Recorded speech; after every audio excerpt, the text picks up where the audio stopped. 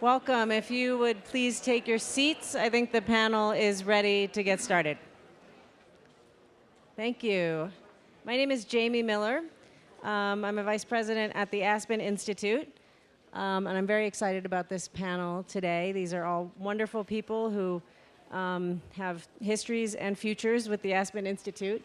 And since my job is to just tee up the moderator, I will quickly turn it over to Eric Liu, but I just want to mention that as of the past few months, he's come on board at the Aspen Institute to start a program on a topic very similar to this one, on citizenship and cultural identity and how we create more cohesion in a very disparate and divided and unequal society. So there's some really interesting work ahead of us, and we have a great captain for it. So with that, I'll give it over to you. Thank you very much, Jamie. It's so great to be here, and I want to welcome all of you for what's going to be a really, I think, juicy, lively conversation. And my name is Eric Liu, and I'm very excited to be joining the Aspen Institute shortly to launch this new program on citizenship and American identity. My work is about these themes that in some ways we're going to talk about here today, but my job is really just to facilitate what's going to be such a rich interaction among our all-star panel here, who I'd like to take a moment to introduce now. So to my left immediately here, Monica Lozano, who is also about to start a program here at the Aspen Institute, which we can talk a little bit about as we get going on Latinos and society here in the United States.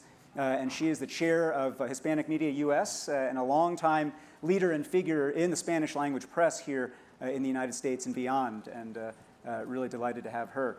Next to Monica is Paul Taylor, Senior Vice President at Pew Research Center, and author of a fantastic book which I commend to you, is in the bookstore on campus here, called The Next America, and looking bringing to bear all of the research acumen of his team at Pew, really looking at the demographic shifts that we are in the midst of right now in this country, and whether they are by race, by generation, by class, by region, and really imagining what the future is going to look like. Next, a person whose voice you probably know quite well, Michele Norris from National Public Radio, host, special correspondent, a longtime host of All Things Considered, and as some of you have experienced here at the Ideas Festival, creator of a really remarkable, I'm not even quite sure how to describe it. I would call it a social artistic project, a civic venture called the Race Card Project, which we're going to hear a little bit more about as well shortly. And then last but certainly not least, my new friend Anand Giridharadas, who is a columnist for the New York Times, actually twice a columnist for the New York Times, writing in the art section about the experience of the arts from the vantage point of the audience, the user experience, so to speak, but also writing a column for the International New York Times called Letter from America, and really bringing a vantage point there. Anand has a book as well, which I also recommend, called The True American. And if some of you have heard about the book, I'll just say a word about it right now, and we can talk more about it in conversation. It is the true story of a Bangladeshi immigrant outside of in Dallas who was working at a convenience store, and one night an angry young white neo-Nazi man came and shot him in the face. Angered by 9/11, angered by many things, he came in and shot him in the face, shot two others. The person he shot in the face actually survived. The other two did not. And the book tells the story of what happened afterwards, and the relationship that emerged against essentially all odds between the killer, the shooter, and the person who he shot, and the kind of story of redemption and purpose that emerged from that. So we'll get into all of that. But our topic here today, the title of this panel is Who Will Us Be? Who will us be? And I think one of the things that you hear when you're at a place like the Aspen Ideas Festival is a lot of very comfortable, casual use of the royal we. Talking about we Americans, we in this generation, we who are in a position to influence policy or ideas and discourse. And I think one of the things that all of our panelists both know in their work and embody is that the we, the us, the sense of not just our population, but the sense of the story we tell as a collective is in the midst of profound change right now. That's demographic change, but it's also just attitudinal change. And so the story that we begin to tell, or stories that we begin to tell about who we are as a nation, are in one of the most fruitful, fertile periods of rewriting that this country has seen in quite a long time. And in all such transitions, there's a lot of fear and anxiety, which is reverberating throughout our politics and our culture, but there's also a fair amount of opportunity as well.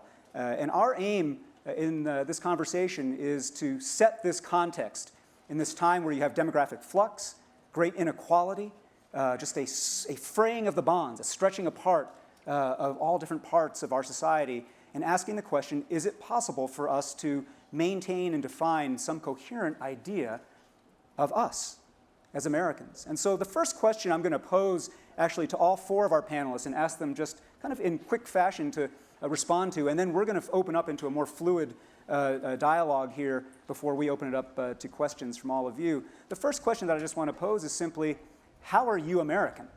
And so, Anand, I'm going to start with you, actually.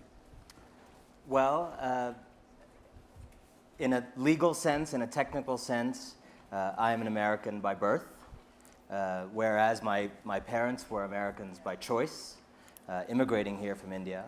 But I'm unsatisfied with that because I, too, in addition to being American by birth, am American by choice. And that is because I think I've had the fortune to travel a lot and be a educated consumer of all the countries that I could be part of. And I still think this is the most extraordinary experiment in the world, not in terms of what it delivers every day, but in terms of the promise of being able to take anybody and make them American. And the only country that puts at its center the idea that people should be able to make their own destiny. And so I will double down and triple down and quadruple down on it for as long as I live. Love it. Wonderful.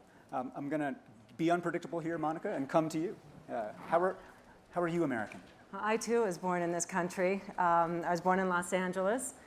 My story is a little bit different. It was my grandparents who came here. All four of them were born in Mexico. They crossed the border at the beginning of the past century. Some of the family stayed. Much of the family went back. And in fact, for the last 100 years, our family has lived a very rich bicultural experience that has defined me not just as American, but as Latina. And the ability to encompass and embody the richness of two cultures, two societies, and to gain strength from that, and to recognize that we are creating a new America that comes together by the blending of all of these immigrant groups that come here seeking the American dream, and the values that are behind that. I just want to tell a very quick story because it's not about me, Eric, but because the World Cup has been on. Mexico played today. You know, I know my company was riveted because this is just so important to us. And some years ago, I went to a soccer game at the Rose Bowl in Southern California, and it was the U.S. playing Mexico. And it was one of these preliminary tournaments leading up to the qualifiers for the World Cup. And we were on the bus going into the stadium, and there was this young man who looked like, you know, a typical homeboy from East LA, but he was completely decked out in his Mexican garb. And one of his friends says, you know, Eric, what are you doing, you know, dressed rooting for Mexico when you were born here? And Eric says, you're right. I was born here. I love this country. I would fight for this country. I would die for this country. But I carry Mexico in my heart. And that sense of commitment and a willingness to give everything, including your life, to this country, but the passion that you feel in terms of identity is exactly what I think many of us encompass in terms of our values. We're going to come back to that, but no World Cup discussion, no score checking while we're going on here. We're watching you. So, Paul, what makes you American? Well, I'm going to defy the rules here and start with the World Cup as well, because but taking a slightly different direction. So here's a global sporting event, teams from all over the world. It compels the interest of people all over the world, and we give it an appropriate name. We call it the World Cup.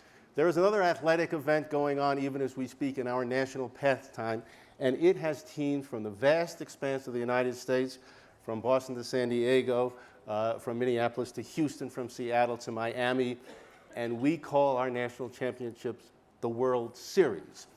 And I am an American because for most, as I grew up in the middle and late part of the 20th century, for most of my childhood and for all of my childhood, some of my adulthood, it did not occur to me how odd that is. And I think one way of thinking about that is there is an ethnocentrism going on, and when you're ethnocentric, you really don't think about being ethnocentric. It's just the way it is. And Americans, unlike the Brits, unlike other people who have exerted global hegemony for parts of human history and looked outward, Americans tend to look inward. The World Series is just fine by us. I would then make a quick shift to my race. I'm the only white guy up here on the stage, and in some ways there is a similarity here. I wear my garment of race, which confers upon me some power and some privilege that I don't spend a lot of time thinking about. It's just accepted, it's who I am, it's who my country is. But my country is changing, and it is going to be turbulent. Everything is very much in motion, but I will just end back where I started 3 days ago. I was in my office in Washington, D.C., and I took a break midday to go up to DuPont Circle, where there is a huge screen, and it is showing the World Cup, and we've seen scenes like this all over the country.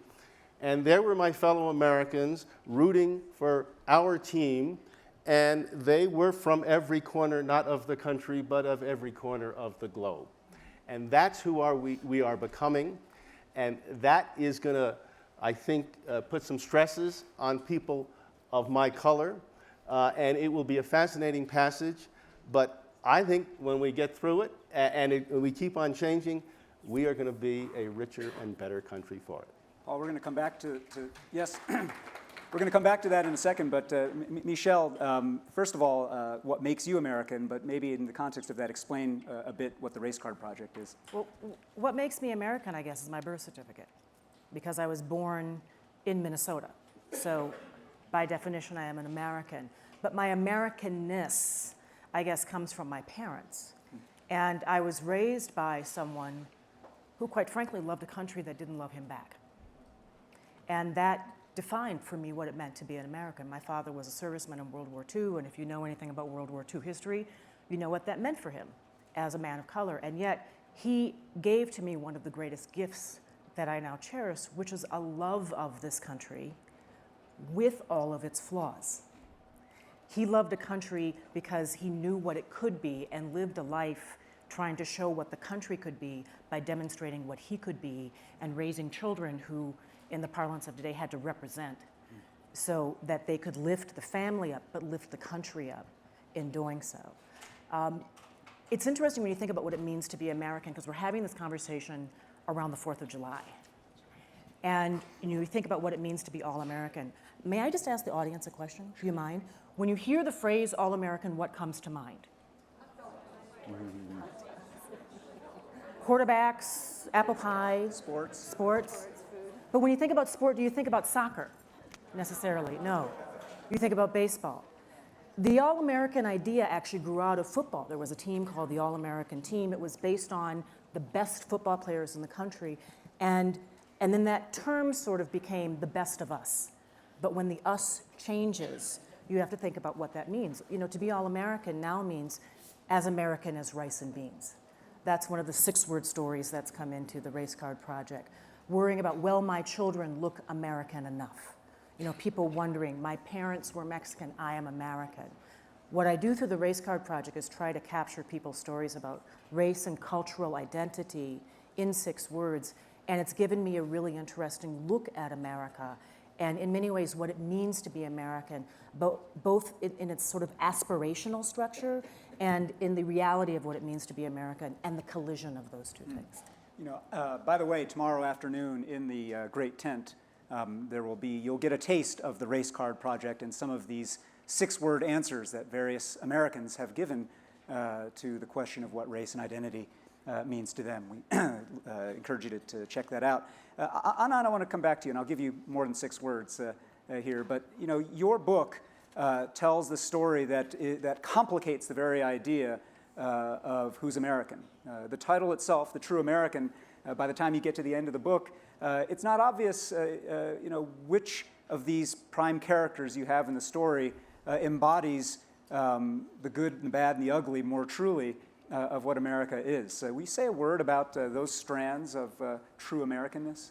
So the phrase, the true American, that led to the title was not one I made up. It was what this white supremacist murderer called himself in all of his kind of abundant prison correspondence. He would always sign his letter, Texas Loud, Texas Proud, the true American, Mark Stroman, and sometimes his prisoner number.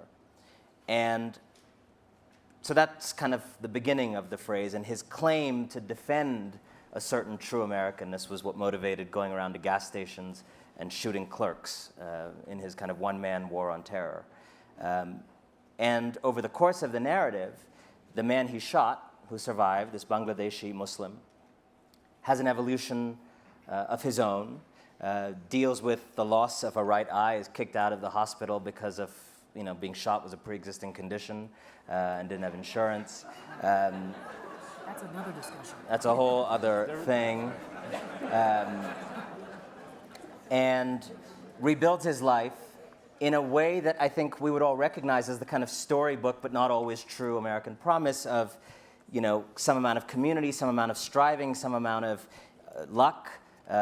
Gets a job at the Olive Garden, as he puts it, to get over his fear of white people after the shooting.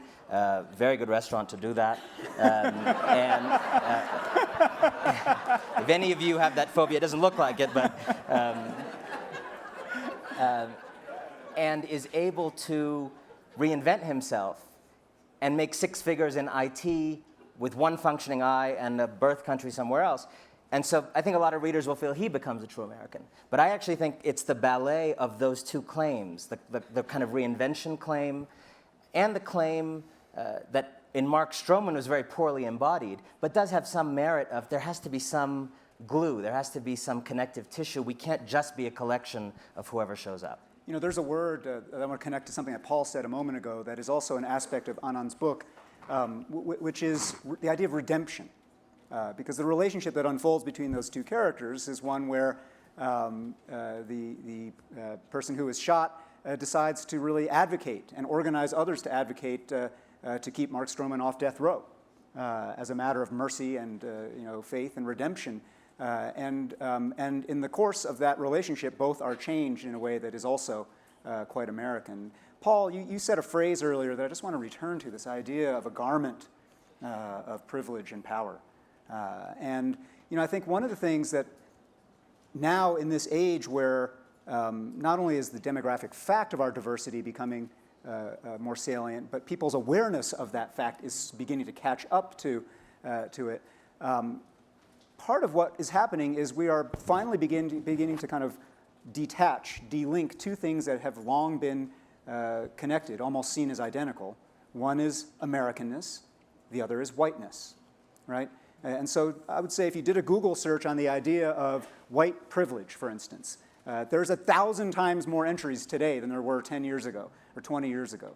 And I'm wondering, Paul, in your research and your work here and in your book, The Next America, what are you finding as you talk to people in the United States, whatever their actual economic status actually, who are white, about their sense and their claim on Americanness and to what extent there is an enduring sense of this country is mine, and to what extent it's more about something is changing and I'm not sure what to make of it? I think it's very much the latter. And I think, I don't want to speak for all whites, but I have some survey data. I don't think whites spend a lot of time thinking about the privilege that comes from being white. That's I think a privilege in itself. It is being the in-group, and when you're the in-group, you don't sort of see yourself that way, and you don't go through some of the identity journeys that, frankly, all of us have gone through. The thread that I think makes America such a special place, and all of us have said it in some ways, is if it's not the only country in the history of the world, it's the most prominent country in the history of the world that is created and thread together and braided together on the basis of an idea. conceived in liberty and dedicated to the proposition that all men are created equal. It is a glorious idea. It's the most important idea of the modern era. But we have never, and we know this in our gut, we have never from the get-go lived up to the idea. So all men are created equal. Well, from the very beginning, blacks were 3/5 of a person, and women didn't even get into the conversation. So we have been on a 2.5-century journey to try to perfect that idea. And I think that the fact that our racial tapestry is becoming much richer, it's becoming more kaleidoscopic, is forcing white people, the in-group, to begin to think anew. I think with that comes fear, dislocation, disorientation. I think a lot of the turbulence in our modern politics stems from that reality. But to give both whites and the whole country a sort of little bit of a slap on the back, we're not shooting and killing each other. We are very good, actually, at this. We have been very good. We have received, over the course of our history, 75 million immigrants. Immigration always produces backlashes. It always gets ugly. And we celebrate the fact with the Statue of Liberty, aren't we great? And in many ways, we are great. I don't know, there's no other country in the history of the world that has done this as well or successfully. And we are so lucky to have the modern immigration wave with all the flaws. And this one is different from the earlier ones. The earlier ones, 9 in 10 of our immigrants in the 19th and early 20th century were from Europe. Here, just 10 or 11% are from Europe. The immigration wave today is from Latin America, it's from Asia, and it's not just replenishing our economy as all immigration waves do, it's changing our complexion. And the numbers are such that by 2043, according to the Census Bureau, whites for the first time in our history will not be a majority in this country, and that freaks out a lot of whites. But I'm guessing, just looking at my data, we'll get there, and you know who will take us there? It's the kids, because while it freaks out older people who said, whoa, this isn't the country I signed up for, the younger people look around and say, this is the only country I've ever lived in. And that is somewhat, I think that's the most encouraging sign out there. Michele? When you talk about the primacy of whiteness, one of the things that we have to remember is that it wasn't just sort of a drift. I mean, it was very intentional. Mm-hmm. White supremacy came out of a system of laws. Yes, customs, yes, traditions, but laws that were in some ways born out of power and fear, such that the system was rigged, I mean, that's, to be honest, for people who were white. It was evident in housing policy. It was, and we don't even have to use the past tense to talk about that. It is still evident in housing policy. It is still evident in access to education and all kinds of other opportunities.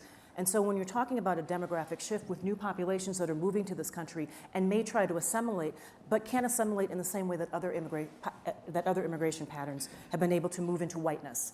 Italians who first moved to this country for a long time weren't considered white, but they were able to achieve that much more easily. To achieve whiteness. To achieve whiteness in a way that other demographic groups cannot. And so if you're talking about, that opportunity gap, we really have to think about why there was this primacy of whiteness and how you dismantle that so that other groups have opportunity. Monica, this is a live question right now. I actually don't think it is so much an issue of assimilation any longer. It really is about acculturation and finding ways in which our society can absorb these waves of new immigrants. And in fact, when you think about the Latino immigration trends, they in fact have slowed down. There is not this sense of what's called cyclical migration. Families are here, they have set down roots, they've been here for decades.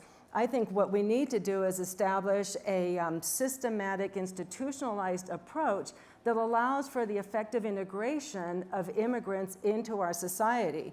Because in fact, all of the optimism, all of the drive to succeed, the entrepreneurialism, the shared values of hard work, of faith, of family, of service to this country, that is what makes us American. What we need to establish is the structural infrastructure, that allows us, in fact, to create more responsive opportunities for this population. What you're describing, Monica, in a way, if you think back to the last great wave of immigration at the start of the last century, when the dominant default was, often in unspoken ways, about whiteness, there was a very explicit, intentional program of what was called Americanization.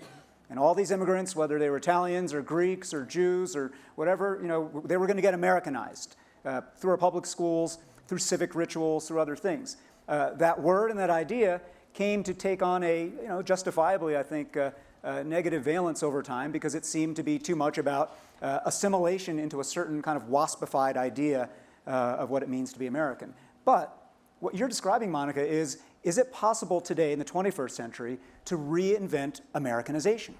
To do it in a way that's not about a color or race, but is about shared creed, shared values, and a shared commitment to the very things that our kids, the rising generation, are already taking for granted. Paul, did you want to jump in? Well, listen, I am a product of the assimilationist ethos of the 20th century. My last name is Taylor, Taylor. I have that name because my paternal grandfather was a tailor, Tailor. And my father was born, and he and all of my bloodlines come from Eastern Europe and Russia.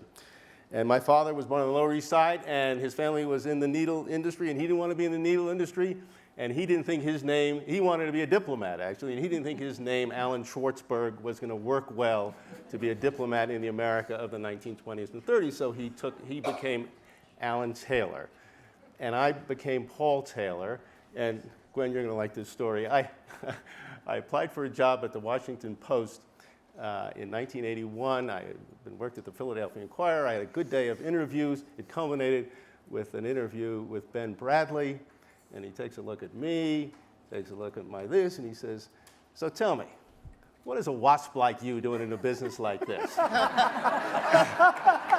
So to which, it's an interesting. What do you do at that particular moment in an interview setting? And so what choice did you make, actually? So I said, well, I'm Jewish, evidently assimilated, and it was pretty good, I thought. And he picked up on it, and the interview went very well, and he proceeded to use a lot of Yiddish expressions, which I being such an assimilated Jew, didn't really understand. So we fast forward to what is the model in the 21st century, and I think it's absolutely right that assimilation isn't the model. And the assimilation model was a melting pot model, and if most of the immigrants were Europe and they didn't wear their race and ethnicity on their skin, they could melt, and we could all be like each other, and that's the way the immigrant experience marched its way from one generation to the next. So now we have a new generation of immigrants who are not going to shed their skin color, and skin color has always been kind of pretty important, and they don't want to, because the model is not melting pot. I think in the 21st century, the model is mosaic. And in a perfect America, the mosaic, the whole thing, paints an absolutely brilliant picture, but not by everybody melting together, by each of the component parts retaining however much each individual wants to or doesn't want to of your bloodline, or your language, your history, and that is a more complicated, but for my money, a more fascinating America. Anand, for you, I mean, not only in your book, but actually now in your work writing this column, Letter from America, which is it's actually a very interesting exercise to imagine if all of us being here, living here, many of us being born here, were just to imagine ourselves writing to a foreign audience, describing what we are, what it is, what our values are, what our norms are. In this work, what would you say is an emerging set of shared norms and mores and cultural values that could be the glue for this demographically new America? I think in some ways the country is a bit like the physical setup we have here, where there's a bunch of people here in the middle with a certain set of demographics and a bunch of empty seats. And what America's going through is the filling of those seats by people who don't look like the majority of the people who are in the seats right now. And if that were to happen in this tent, it would be okay, because we would have a very intuitive understanding that their taking those seats does not compromise your seats, and in fact, those seats are on the side and not as good seats. Unfortunately, immigration doesn't work that way, and people suspect both that there are not going to be enough seats and that the people coming in are going to take the better seats. And there's some truth to that, there's some falsehood to that. I think in terms of what the shared norms that make it work are actually in some ways held more by the people who come here afresh. than by the people born here. That's no sin of the people born here, but I see it in my parents versus me, right? That one generation of assimilation, I start to say, I'm going to work hard, but I also want to enjoy this. I'm going to, I want my kids to have a great life, but I really want to live in New York because I find it quite fun. And so that may not be great for schools, but my parents would have been very clear on they will live in a horrible place that didn't please them to give us the best education. I'm probably not going to make that choice. And so, in some ways, I'm sorry. Fortunately, my unborn children are not here. They will view this clip one day. Exactly. And so, without kind of sentimentalizing immigrants, there's something to be learned from this kind of spirit of being all in and coming here and taking this gamble and kind of thinking with the long view. And I think we can all kind of learn and pulling together as a community to achieve those kind of long view goals. So I think there's two things. I do believe that this younger generation completely gets it, feels very comfortable. They're growing up in an experience that is much more dynamic and infused with multiculturalism. It is no longer an issue for them, at least I see it in my kids. And just, Michele, the last thing is, so the tent and the empty seats, et cetera. I think the other dynamic that we're missing are forums by which we can learn to be intimate with each other. We still don't have mechanisms by which we can connect and talk to each other in ways that really propitiate honest dialogue. That's why your project is so important, because it starts to put on the table some of the fears, it untaps some of the concerns, the ambivalence that Paul was talking about. So both things I think are absolutely essential. We will be driven forward, I think, by the new generation. And if we could find ways in which we can begin to come together, because we live in very segregated societies. I want to put a pin in this and come back to you in a moment about the role of media, particularly ethnic media, in this when you think about first to second to third generation. But Michele, on the Race Card Project, what's interesting, it is so compelling if you go to the website and just see these different 6-word, they're basically American race haiku, right? These 6-word responses to the prompt. What I'm also interested in, though, that you can't quite get as much of a sense of just reading through them, is how people are engaging each other, to Monica's point. How are people learning from each other, and what are you learning about our sense of ourselves as you go through all these race cards? It's been the greatest education for me outside of any classroom I've been in, any newsroom I've been in. It really has helped me understand America and really in some ways the world, because the submissions have come in from not just every state but now 62 countries. They come in from all over the place. And there is an opportunity to really understand people's thoughts. They're often not about skin color. It's about an identity frame. I did this thinking that people of color would be the most responsive. At any given moment, most of the submissions come from white Americans. Mm-hmm. So it's white Americans talking about race or identity from their frame. And one of the things I've learned, I guess, to play off the analogy used about the empty seats, so often when we talk about race and integration and equality, it's about geography. It's about who lives where, or who gets access to education, or who gets access to better jobs. But it's helped me understand something more like the geography of the mind. So in order for this multi-hued country to reach something closer to equality, we have to reach a point where those new people who are coming in and filling these seats, where when we see them walk in, the person who comes in, who has the last name that marches across the tongue with 11 different syllables, that when you see them, that when you see them, I had to practice. That when you see them, you don't automatically, in the geography of your mind, put them in a certain place. It's not about where you live, but when you think about a medical doctor, we often have the Marcus Welby complex. So we think about medical doctors. Well, if you actually look at medical doctors in America today, very few of them, or at least a much smaller number, look like Marcus Welby. All of you know if you've been to the doctor lately. And so it's helping understand that we can't place people and we can't automatically make assumptions about their Let me pivot. stories. You've all now kind of raised indirectly this generational question, and I want to actually focus on it a little bit more squarely now.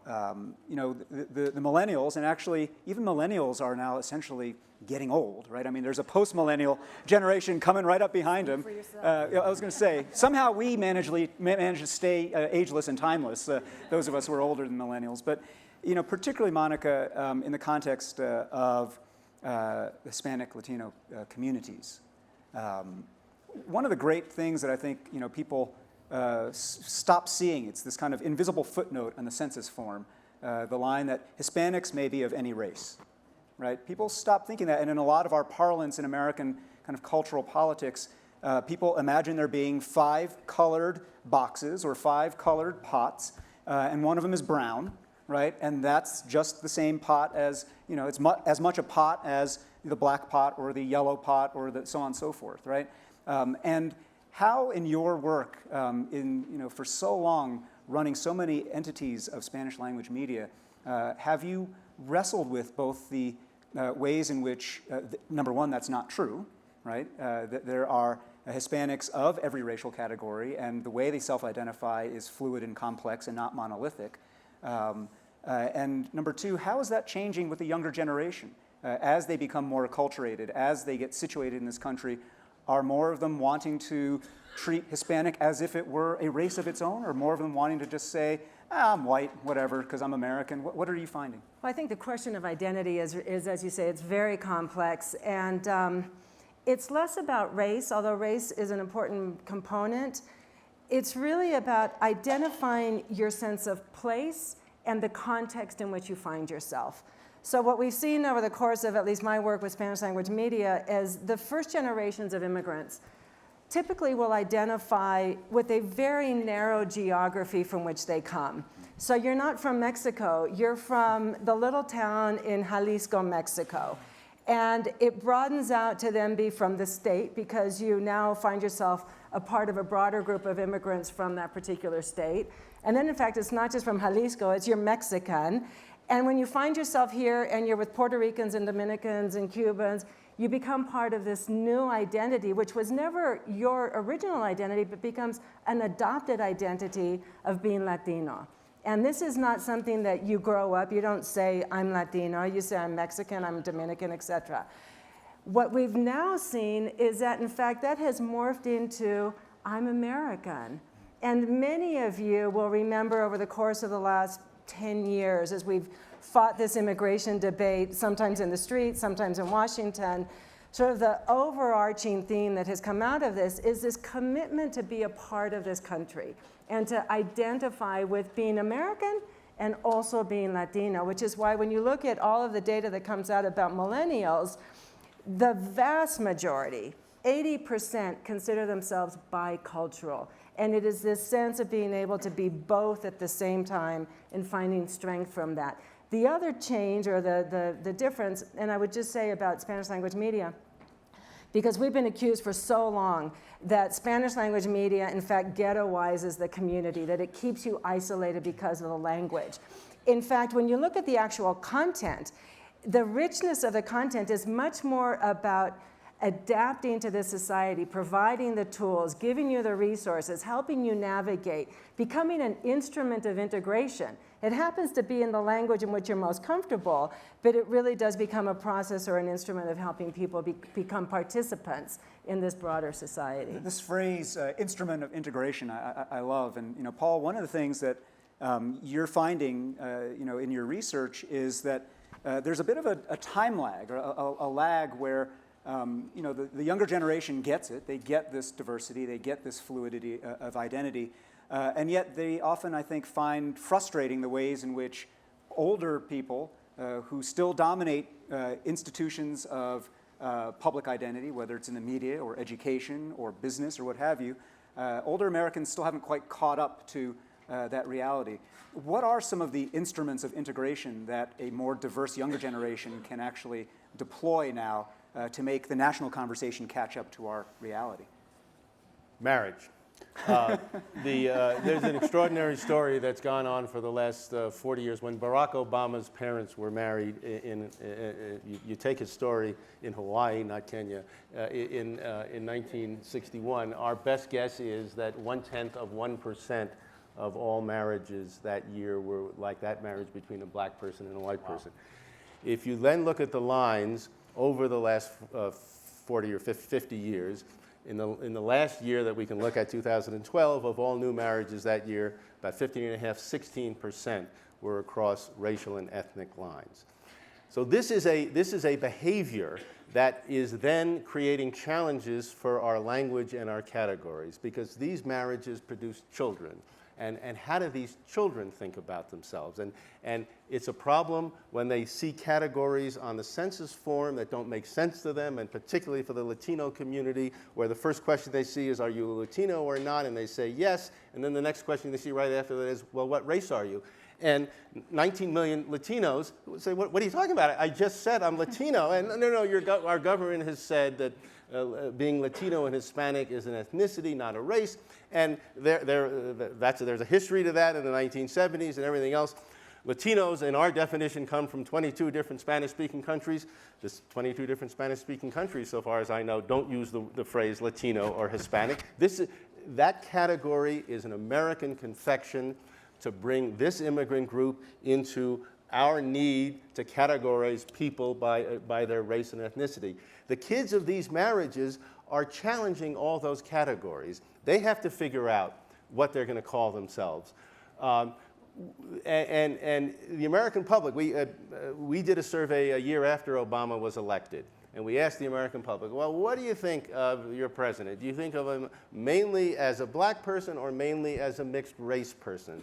And a majority of blacks said mainly black, a majority of whites said mainly mixed race, but significant minorities of each of those groups had it the other way. And Barack Obama himself had to fill out his census form in 2010, and he could have chosen white, he could have chosen black, he could have chosen both black and white. 2 censuses ago, the United States Census gave people that option, and he said he's black, and he got some blowback from people who said, well, wait a minute, why don't you claim all of your bloodlines? And his response in so many words were, look, you look like me, your name Barack Obama, you grow up in the America of the late 20th century, who we kidding, I'm a black guy. And the one drop rule, which in many of our census forms was absolutely written into the form. It was the census taker who decided what race you were. And they had rules for quadroons and octoroons, and we weren't quite as obsessive as South Africa, where I worked for a number of years, where they literally stuck pencils in your hair. But we have been at racial categorization for 200 years. Every census, we sort of changed the rules. For the last 3 or 4 censuses, we let people choose who they are. And who they are has become very, very complicated and very, very fuzzy. And in my sense, that is a drama, but it's almost entirely, it's maybe a painful journey for some people, but it's actually a very healthy journey for our society. And it's America. And it's America. And I mean, in that sense, America is largely about self-determination. And the fact that President Barack Obama could say, I'm a black man and it's my choice, is significant progress in a country where for many years, your identity was laid upon you, either by the government or by your family or by society dictates. The young people that you're describing are able to say, I'm not going to be either or. I'm going to be all of the above. I'm going to be this and that. And so American identity is no longer determined by little boxes of racial certitude. So the last question I want to pose here before we begin to open it up more widely is an unspoken undercurrent throughout all of this, which of course is class. And the ways in which a lot of this conversation about our diversity and about the wonder and beauty of the generation of my daughter who's 15, who embodies all of what we're talking about here, the fluidity and the kind of, I'll put on this particular garment in this context and don this other one in another context.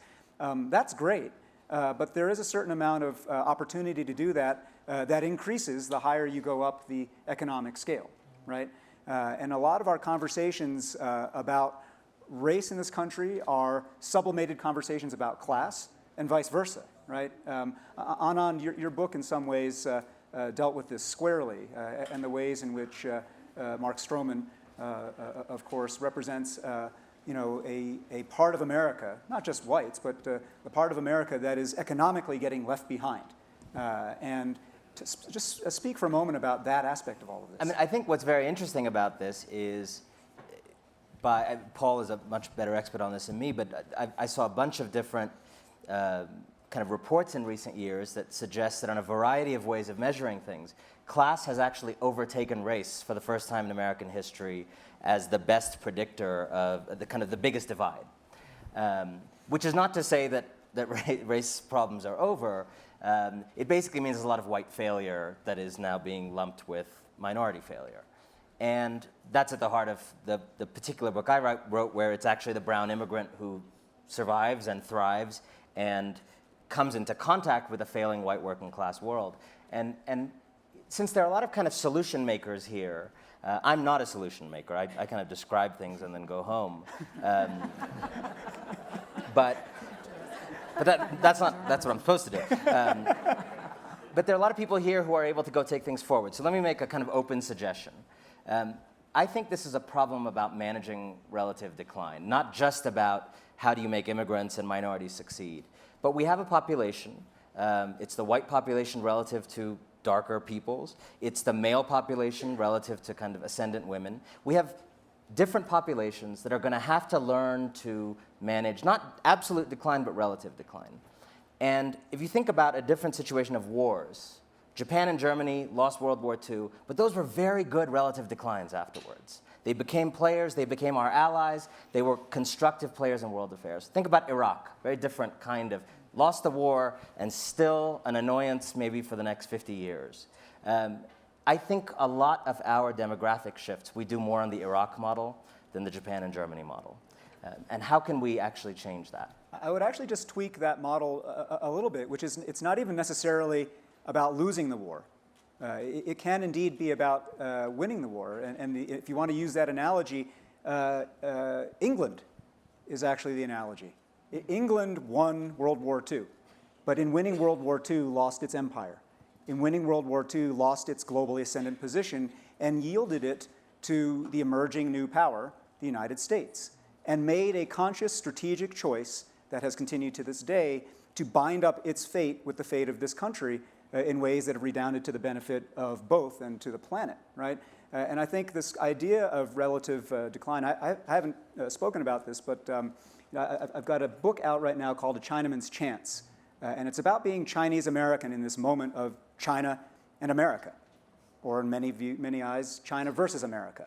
And these same anxieties about relative decline, about can America keep up, is China about to eat our lunch, you see bursting out in all these strange paroxysms of anxiety. It's what was behind a lot of the tiger mother phenomenon, right? This fear that Chinese parents, whether they were born here or from somewhere else, they've got a secret formula for raising kids that are more disciplined, more tough, more rigorous, more able than American kids. So much better on the violin. And so much better on the violin, right? All you need to do is set their stuffed animals on fire and keep them in line. These moments where there's anxiety here, and part of what Anand is talking about, what we're all talking about here, what the Race Card Project embodies in some way, and all this work is we've got to learn how to talk about these fears, and to talk about fears and hopes as well. Because it's not just that the ascendant communities of color are all full of hope and have no fear, far from it. But I think what is missing are these infrastructures, not only of integration, but of interaction. And for those of you who are relatively new to Aspen, I would also point out to you another program at Aspen for you to pay attention to called the Franklin Project, that General Stanley McChrystal and others have catalyzed. And that is to popularize the idea of a year of national service for young people in this country, so that whatever background they're from, whatever class, color, region, they will have an experience of working together and sharing a sense of experience and fate and identity and common cause here. And it's things like that that are too often missing in our national life. Let me now open it up to some questions here. And we have a few folks with mics, so hold your hands. Yes? Yeah, hi, Laurie Tisch from New York City. Thanks for the shout out for the Franklin Project. You bet, Laurie. So my question is mostly, I think, for Paul, and that kind of gorgeous mosaic. My grandparents, also tailors on the Lower East Side, probably on the same boat from Minsk. And a lot of that generation, and even our generation, when they're talking about public education, said, my grandparents came here at 12 years old, 3 years old, 5 years old, had to learn English. Why should there be bilingual education? In New York City, it's probably Spanish, English. In Crown Heights, it's Yiddish, I think. In different parts of the country, it's different. Where does that fit into the conversation?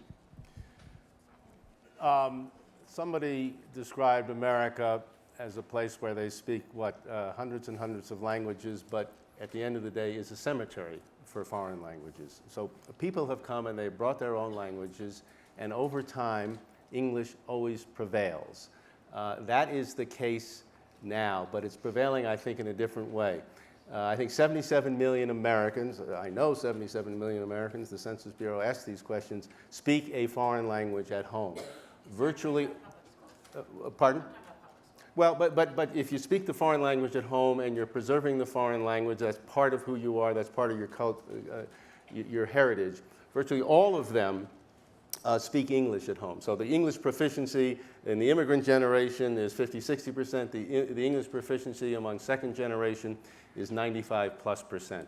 We had big arguments about bilingual education in the 70s or 80s. It seems to me, I don't know the inside world of education as well. It seemed to me that at the end of the day, this goes to the notion of mosaic. I think we are confident enough in the strength of our culture and the fact that English has become a global language, that the notion that the fact that other people come and retain their language is a threat to our common thread just doesn't seem to have credibility. It doesn't seem to have street cred. Of course you need English to get ahead. And if you want to hang on to your native tongue and your parents' native tongue, God bless you, that's your choice. And that seems, so there are then specific questions about how you teach people outside of my. Let me ask Monica to jump in. I was just going to say that at least for Latinos, given that the Spanish-speaking community is the largest portion of this foreign-born, when you ask Latinos, do you believe that you should speak English and should your children become proficient in English, 99.9% will say absolutely yes. They understand it is a language of progress, it's a language of success, it's the currency of our economy, et cetera. But from an instructional point of view, it's typically utilized as a bridging technique so that kids will reclassify out of a bilingual program and move into, only because as you begin to teach the basics, sometimes your comprehension is elevated if you're taught in your first language. So it's not about keeping somebody in a language. It's actually a tool to be able to transition them out. At least that's my understanding. We've got a question over here on this side. Yes. Thank you for the discussion. My question is to Mr. Taylor. I was at your talk yesterday morning, and you gave a quote that I'd never heard and I thought was very interesting. You said, "A country grows great when the old men plant trees they will never sit under its shade." But I want to say that the problem is that people are planting those trees in their own yard. People are not planting those trees in public places where other people's children can sit under. And that is the problem. If the younger people coming up are looking different from the older generation and they're not contributing to the development of those people that look different from them because they're only building trees in their own yard, there's going to be a problem in the future. Couldn't agree more, and we are, for all of the upsides of this turbulent moment of change, that you put your finger on, it seems to me, the great challenge that we face as a society, which is we have to renegotiate the social compact between old and young, because today it's the young people who are the poorest people in society, and we owe them as a society a better start than they are getting from the public policies, which are skewed very much towards the elderly. It's great that we are taking care of the elderly. Americans love those programs, but they are out of whack. How do we renegotiate the social compact between old and young in a way that keeps faith with the old without bankrupting the young and starving the future? And how do we do it in a time when old and young don't look alike, they don't think alike, they don't vote alike? This is a huge challenge. At the end of the day, the hope in this challenge is as the rising generation of young moves into the electorate, moves into the workforce, they will naturally start to assert more power than they currently have. And they, one would hope, would bring a perspective that honors that notion that every great society does invest in the future. We've stopped investing in the future in this country, and you can have a big argument about why, and it's perhaps one of the reasons why the older folks who have the money and have the power, and they sure want to invest in their own kids, and that's the most human and natural thing, but do they want to invest in other people's kids when other people's kids look different from them? That is our challenge in the 21st century, and it's for every generation to resolve that. Let's actually reframe that in the other direction generationally. There's a woman some of you may have heard of named Ai-jen Poo, who runs a thing called the National Domestic Workers Alliance. And we have in this country, as Paul knows well, a silver tsunami, right? Where you have aging baby boomers who are more white than the rising generation, and you have a generation of caregivers who are more non-white. And so she's developed this broad campaign called Caring Across Generations to build exactly these kinds of bridges of empathy, understanding, but more importantly, mutuality, and understanding that our fates are entwined. This older white generation that is going to need caregivers for the last decades of their lives, and this rising generation that is much more multicultural that will be providing that care in different ways. And it's it's one of these stories and institutions of shared identity and fate. There's a question in the center there. Yes. Thank you so much. And let's for a second put on pause notions of Genesis, and particularly indigeneity, which is absent from our panel today. Certainly would be representative of perhaps the oldest experience, speaking of the Native American, first American, more appropriately known as tribal nations of this country.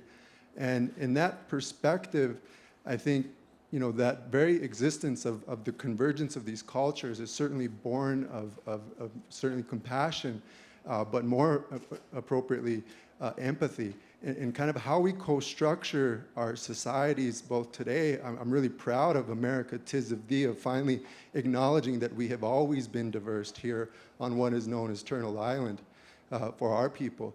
And so how we're structuring that moving forward, there are very real examples. We have very real, rich resources, 200 languages large, 566 tribal nations in the most abstract and national sense that you all speak about them, in the sense of 180 to 190 nations worldwide, that we just continue to step over and ignore, particularly as we talk about the experiences and the vulnerabilities of populations that have largely gone unspoken for.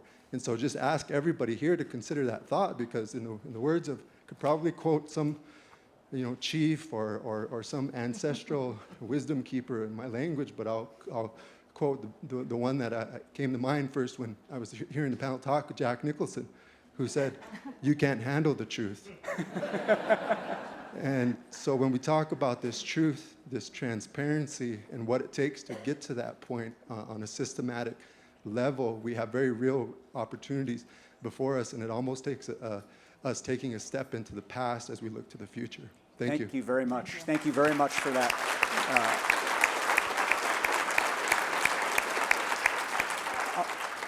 I want to actually close this panel with giving our panelists each just a quick 30 seconds to answer a single common question, as we started with here. And the single common question, which I'll be interested to hear how you say it, is what do you call yourself? What identity label do you give yourself when you're out in the world? And why don't we just go in this direction? Monica, start with you. I call myself Latina. I'm a businesswoman. I'm a mother. I'm a partner.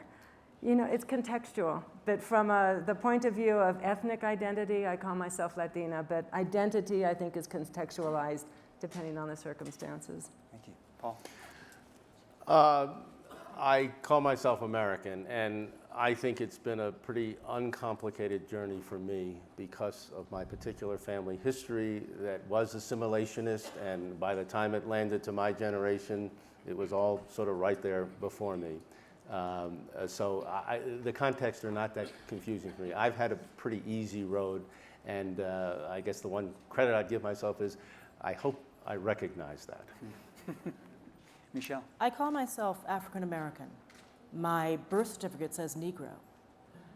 When I say African American, though, all these other things are going through my head. I'm a mother, I'm a storyteller, I'm a Midwesterner by birth. I like to think I'm a little bit of a chef in my best moments. But I think of one of the 6-word stories that's come in: born colored, children African American, progress.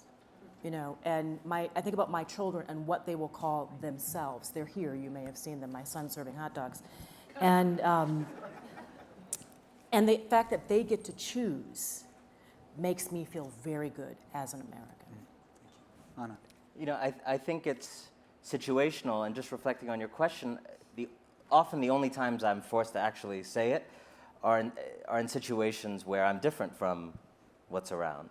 And so I often say the thing that's different, even though I share something with the people you know, so in India, I was the American guy when I lived there. And in some parts of America, it's easier to just say I'm Indian when they ask where I'm from, because I know what they're after, and I don't really care. In you know, Brooklyn, I'm very proud, since there are all these people who live there a long time, and I just got there to say I'm from Brooklyn. I always tell my wife I'm a husband first. And when I'm at the Aspen Institute, I try to pretend I'm a rich expert. So.